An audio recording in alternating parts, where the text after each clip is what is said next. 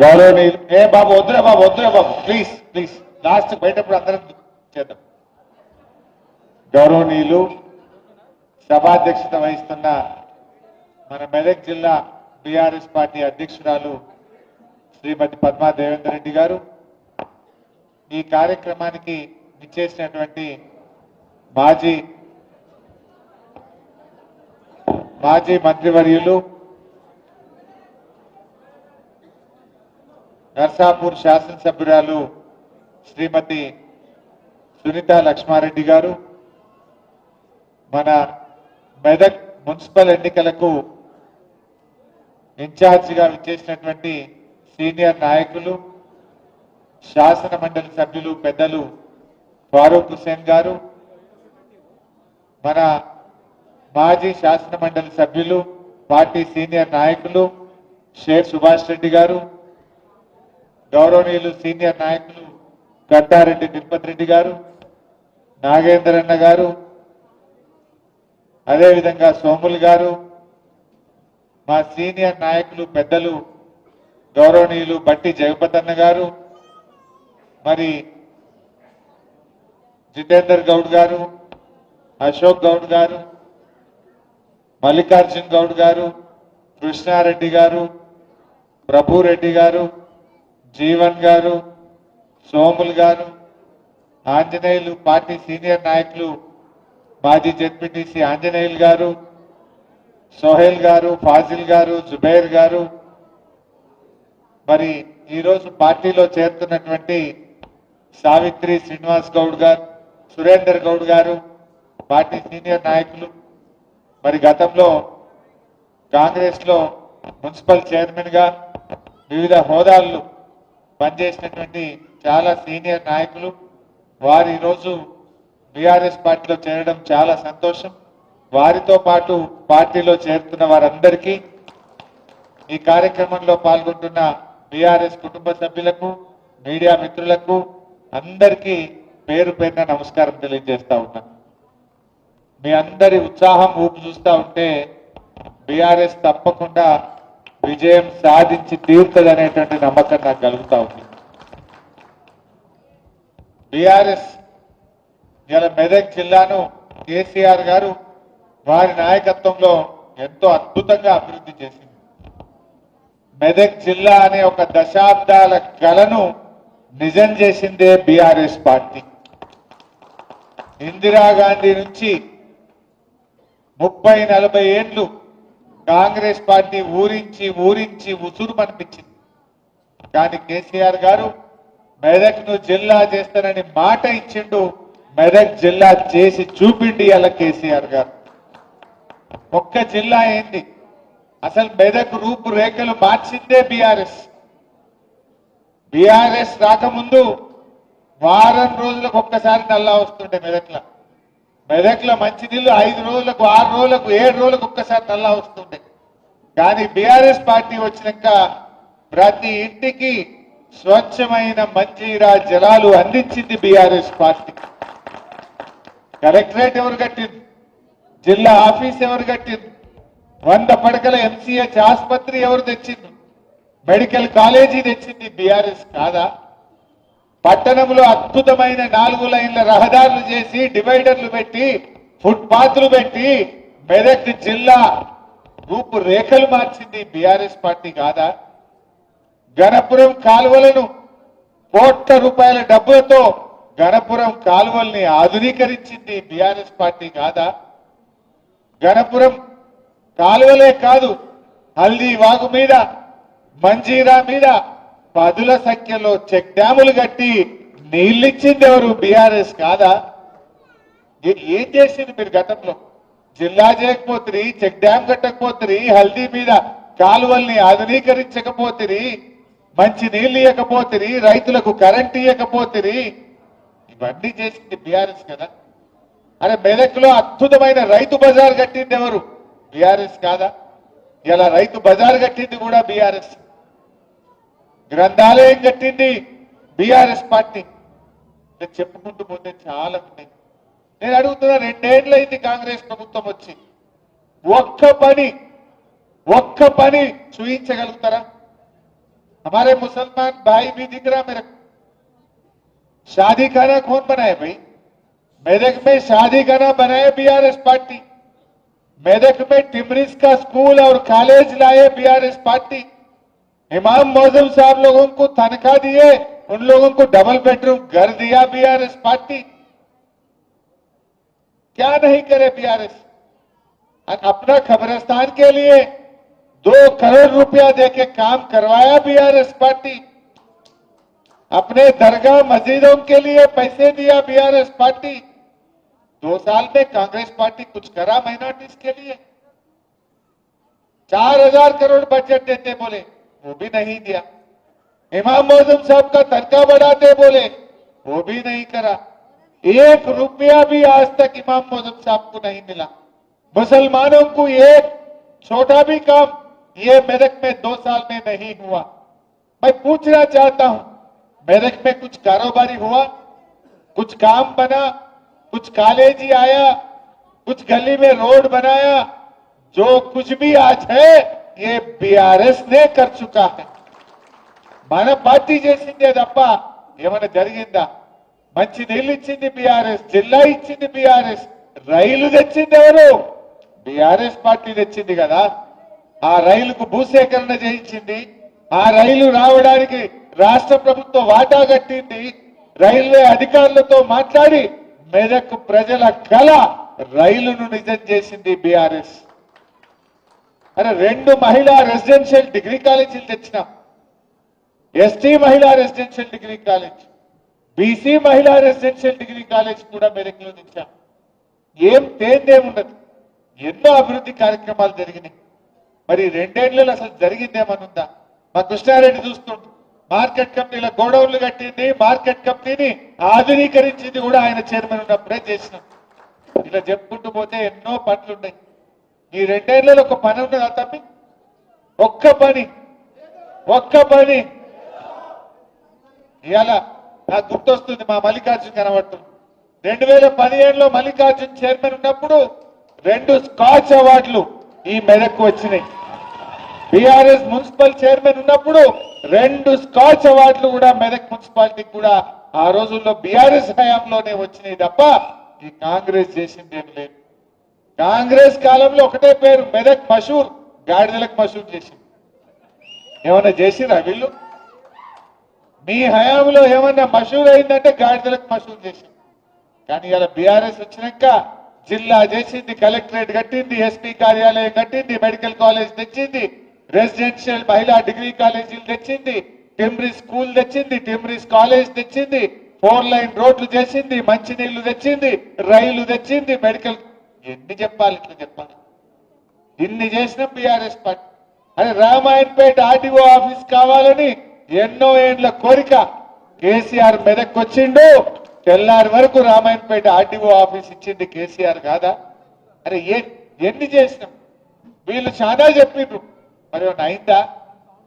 రేవంత్ రెడ్డి మొన్నెన్నో మాట్లాడిండు, మనమట signal card ఎవరన్నా line దాటితే నీ బ్యాంకులకి వెళ్ళి డైరెక్ట్ అకౌంట్ లో పైసలు తీసుకుంటారట.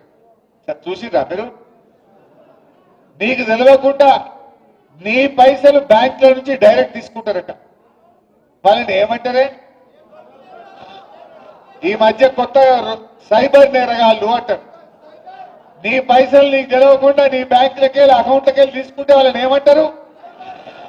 మరి ముఖ్యమంత్రికి సైబర్ నేరగాళ్ళకి ఏమైనా తేడా ఉన్నదా? ఏమైనా తేడా ఉన్నదా? ఏం చెప్పిండు ఎలక్షన్ల ముంగట? మహాలక్ష్మి 2500 ఇస్తా, మీకు 4000 అవ్వాతాతలకు పింఛన్ ఇస్తా.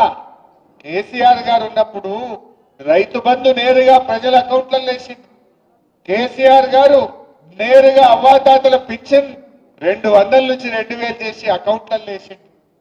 కేసీఆర్ ఏమో ప్రభుత్వ ఖజానా నుంచి ప్రజల ఖజానాలోకి, ప్రజల అకౌంట్లలో కేసీఆర్ డబ్బులు వేస్తే రేవంత్ రెడ్డి ఏమంటున్నాడు?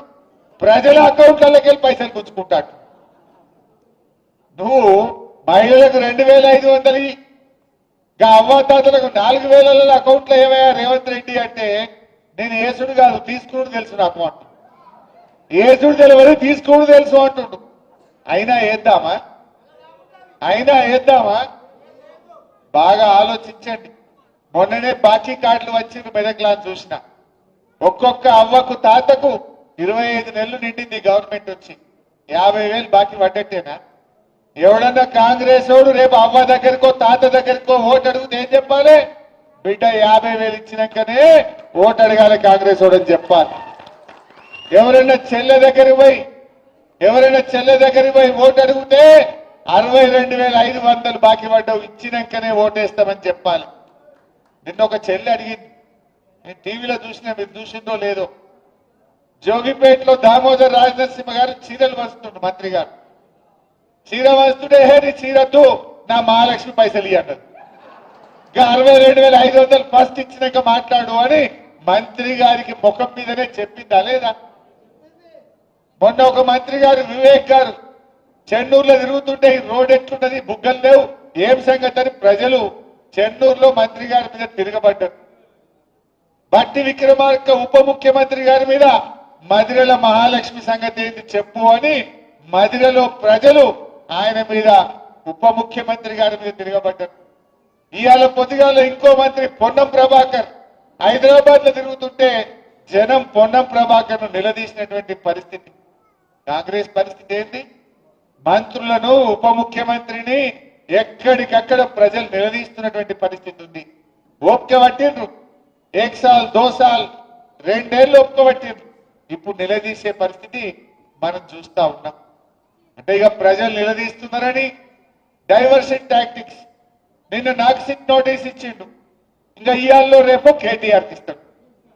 గంతే కదా నువ్వు ఇచ్చేది, వచ్చిందా? గంతే చేస్తాడు. ఎందుకంటే కేటీఆర్ గారు ఒకవైపు గట్టిగా నిలదీస్తుండు, ఇంకొక వైపు నేను అడుగుతా ఉన్నా, సమాధానాలు లేవు. నీ బొగ్గు కుంభకోణంలో నీ బామ్మర్దికే నువ్వు సాయం చేసినావు, నీ సంగతి ఏంటంటే దాని మీద సమాధానం లేదు. సిట్ నోటీసులు పంపుతుండే ఇక ప్రేమలేఖలు. భయపడతామనుకుంటున్నావా?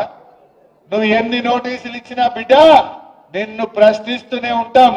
మహాలక్ష్మి ఇచ్చేదాకా అడుగుతాం, రైతు రుణమాఫీ అడిగేదాకా అడుగుతాం, నువ్వు అవ్వాతాతలకు 4,000 ఇచ్చేదాకా అడుగుతాం, నువ్వు తులం బంగారం ఇచ్చేదాకా అడుగుతూనే ఉంటాం. పిల్లలకు ఎస్సీ ఎస్టీ బీసీలకు ఫీజు రియంబర్స్మెంట్ డబ్బులు ఇచ్చేదాకా రేవంత్ రెడ్డి వెంట పడుతూనే ఉంటాం. నువ్వు ఎన్ని నోటీసులు ఇచ్చినా, నువ్వు ఎన్ని అటెన్షన్ డైవర్షన్లు చేసినా నీ వెంటనే పడతాం. ఏందన్నట్టు మనం మున్సిపల్ ఎన్నికల్లో పనిచేసుకోవద్దు, ఇక ఈ సిట్ నోటీసులు ఇచ్చి దారి చుట్టే తిరగాలి.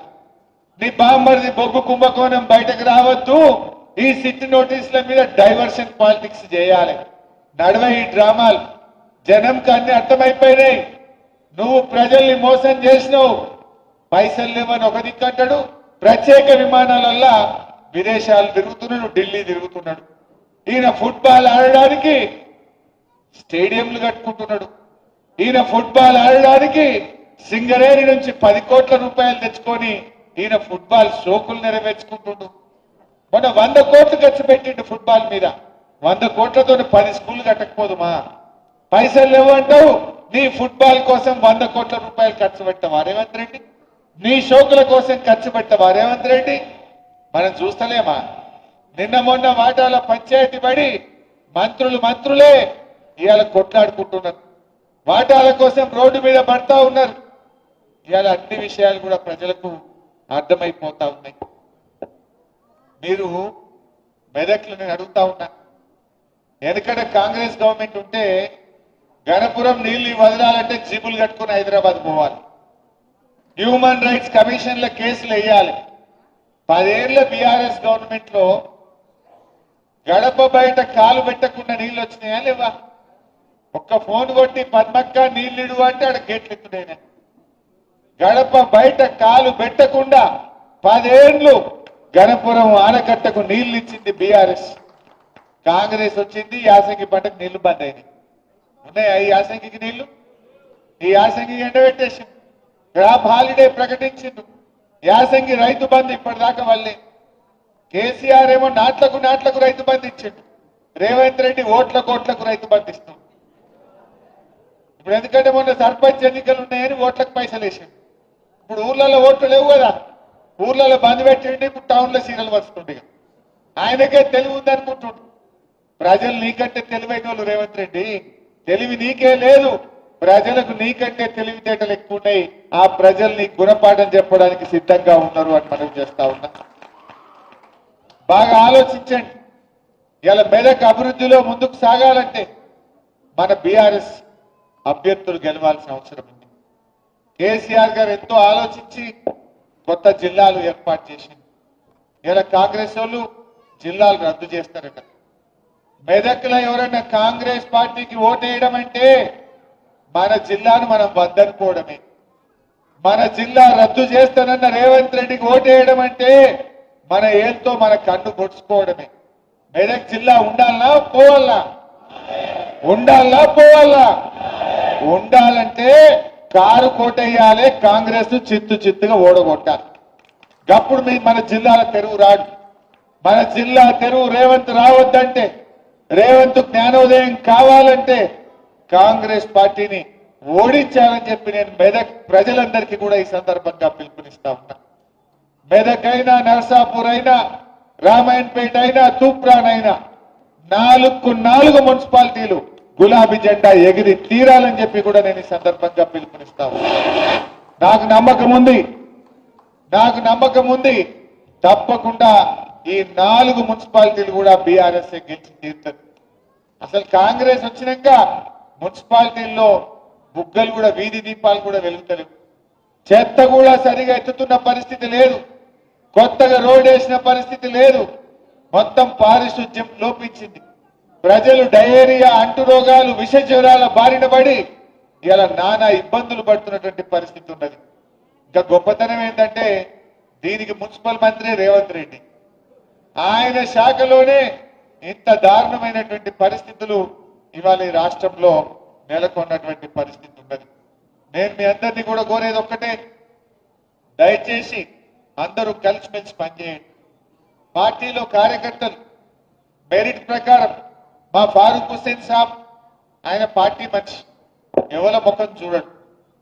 జో జీతా ఉनको టికెట్ మిల్తా. వేరే వాళ్ళు దయచేసి నేను కోరేది ఒక్కటే, ఎవరైనా రాకపోతే కాపాడుకుంటాం. 2 ఏళ్ల తర్వాత వచ్చేది బీఆర్ఎస్ గవర్నమెంటే. తప్పకుండా మార్కెట్ కమిటీలు ఉంటాయి, ఎన్నో అవకాశాలు ఉంటాయి, గ్రంథాలయ సంస్థ డైరెక్టర్లు ఉంటాయి. ఆ కార్యకర్తలను కూడా కాపాడుకుంటాం. సహకరించండి. మనం జెండా ఎగరేయడం మనకు ముఖ్యం, గులాబీ జెండా ఎగరడం మనకు ముఖ్యం. ఎక్కడనైనా ఏదైనా రాకపోతే కూడా బాధపడద్దు, పార్టీ మిమ్మల్ని కాపాడుకుంటుంది. వాళ్ళు కూర్చున్నారు, వాళ్ళ